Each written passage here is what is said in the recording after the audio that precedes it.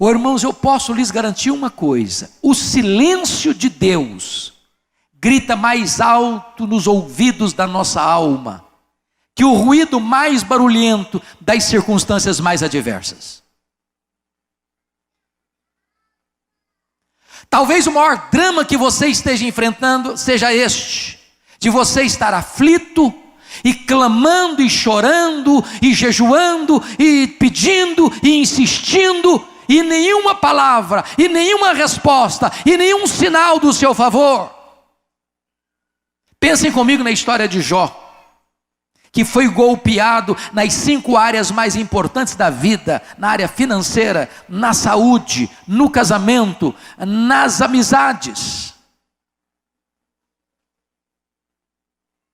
Ele foi golpeado, perdeu tudo que tinha, enterrou os filhos. A mulher disse: amaldiçoa o teu Deus e morre.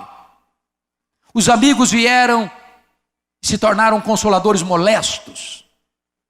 Esse homem está chagado. Este homem é um aborto vivo, é uma ferida aberta, é uma chaga aberta.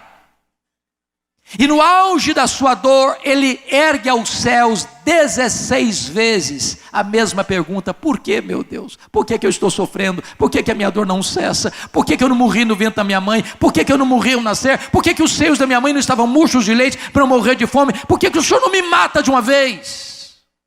A única resposta, prefeito, que Deus deu para Jó foi seu pleno silêncio. Nenhuma palavra, nenhuma explicação. Jó levantou aos céus 34 queixas contra Deus. Nenhuma resposta. Silêncio total de Deus. Talvez os discípulos estejam lidando com isso. Como é que eu posso conciliar a gravidade do meu problema e nenhuma resposta do céu?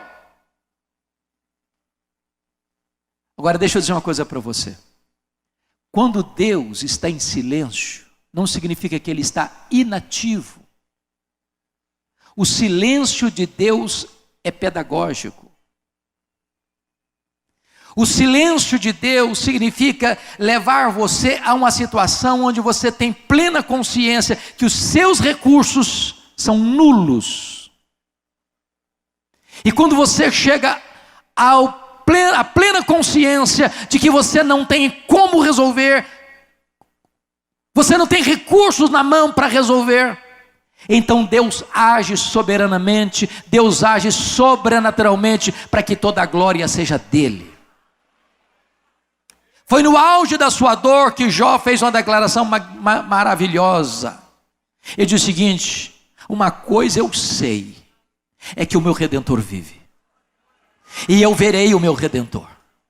E esse Redentor inspira canções de louvor nas noites escuras. E de repente Deus começa a se revelar para ele na sua grandeza, na sua majestade, no seu poder. E Jó começou a botar a mão na boca e disse: meu Deus, eu te conheci só de ouvir, mas agora os meus olhos te veem. Por isso eu me abomino no pó e na cinza.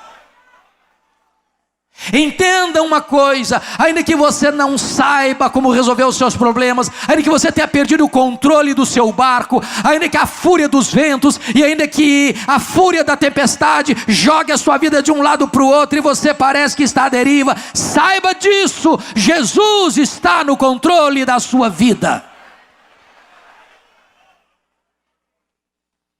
Pois bem, diz o texto que Jesus então se levantou, repreendeu o vento, repreendeu o mar, fez-se grande bonança. E agora, não é aqueles homens mais que perguntam a Jesus, versículo 30, versículo 40 agora diz que é Jesus quem pergunta para eles assim: por que sois assim tímidos? Como é que não tendes fé? Agora deixa eu fazer uma perguntinha: se você e eu estivéssemos lá, teríamos agido da mesma maneira? Irmãos, eu fiz apenas um cruzeiro, um navio grande, já fiz outros cruzeiros pequenos, mas num navio grandão, foi a primeira vez. Saímos de Santos para as praias do Rio, e eu prometi para mim mesmo nunca mais fazer outro na vida, nunca mais. Ondas de 5 metros, todo mundo nauseado. Você fazia a seguinte oração: ou eu durmo ou eu morro. Agora pense comigo de noite, num barco frágil, o mar revolto, o vento fuzilando, o barco se enchendo de água, a morte mostrando a sua carrega. Você teria medo? Aí Jesus chega para os homens e faz uma pergunta, mas muito complicada para responder. Por que vocês estão com medo? Como é que vocês não têm fé? A grande pergunta é por que aqueles discípulos deviam ter fé e não medo. Para lhes ajudar com recursos mnemônicos, dar-vos-ei 4 motivos pelos quais eles deveriam ter fé e não medo. Primeiro, eles deviam ter fé e não medo por causa da promessa de Jesus. Olha o versículo 35. Passemos para outra margem. Se Jesus disse, passemos para outra margem, qual era o destino deles? A outra margem. Sabe por que você e eu ficamos com medo? É porque nós duvidamos que aquele que fez a promessa é fiel para cumpri-la. Promessa de Jesus e realidade são a mesma coisa. Ele vela pela sua palavra em a cumprir, e nenhuma das suas promessas cai por terra. Ele prometeu e ele é fiel para cumprir. Você não precisa estar com medo, você precisa ter fé. Segundo motivo, por que deviam ter fé e não medo? Primeiro, por causa da promessa. Segundo, por causa da presença. Jesus está dentro desse barco. Mas quem é Jesus? É o Criador do vento, é o Criador do mar, é o Criador do céu, é o Criador da terra, é o Criador do universo, é aquele que sustenta todas as coisas pela palavra do seu poder, é aquele que está no trono, é aquele que tem as rédeas da história em suas mãos, é aquele que tem controle e domínio sobre a natureza. Se Jesus está naquele barco, aquele barco não podia afundar com o Criador, porque a criatura não pode ser maior do que o Criador. Sabe por que você e eu ficamos com medo? É porque nós não temos plena certeza e consciência da promessa que ele fez. Eis que eu estou convosco todos os dias, até a consumação dos séculos. Ele não disse eis que eu estarei convosco, não. Ele disse eis que eu estou convosco.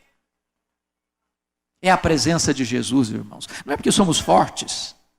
Não é nem porque tem dinheiro, viu, filho? Não é porque tem dinheiro no caixa, não. Esse negócio aqui vai para frente é porque Jesus está nesse negócio.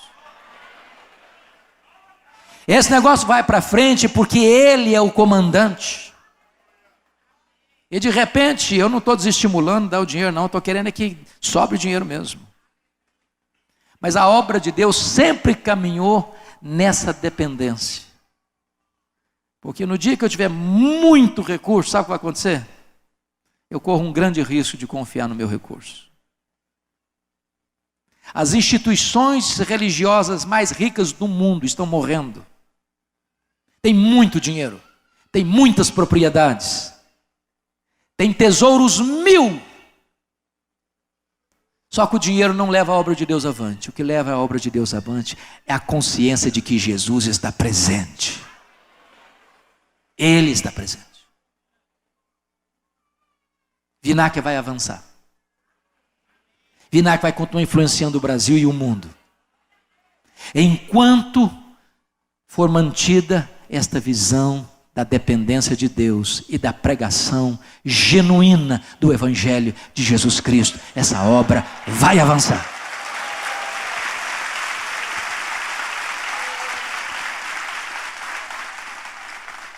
Eu acho curioso que Jesus acalmou uma outra tempestade, vocês conhecem, e na outra tempestade Jesus não estava no barco, estava no monte orando por eles. E acho curioso também que Jesus tenha mudado a metodologia de abordagem nas duas tempestades.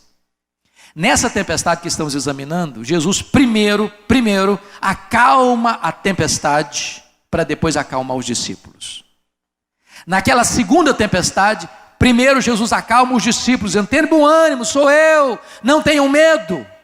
Só então acalma a tempestade. A pergunta é: por que ele mudou de metodologia? Para nos ensinar uma lição. Tem hora, senadora, que a tempestade está dentro de nós. Tem hora que a tempestade está fora de nós. Tem hora que a tempestade é a circunstância. Tem hora que a tempestade é o sentimento. Jesus sabe diagnosticar qual é a sua tempestade de hoje. Se ela está do lado de fora ou se ela está do lado de dentro. E Ele é poderoso para acalmar a que está dentro de você e a que está fora de você.